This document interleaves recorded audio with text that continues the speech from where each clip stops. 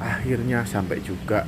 Aduh, walaupun capek, sudah di depan hotel dan saya nginep di The Prima Hotel Panakukang.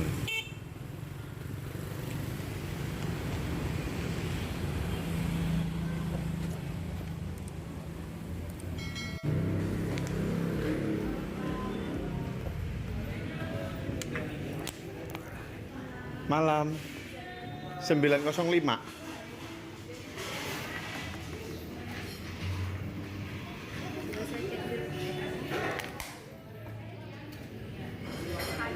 Iya, saya sendiri.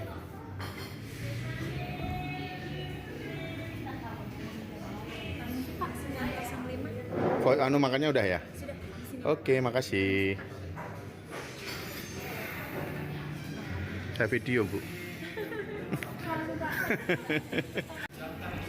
Untuk suasana malam hari ini masih terlihat rame karena posisi untuk Starbucks-nya masih buka.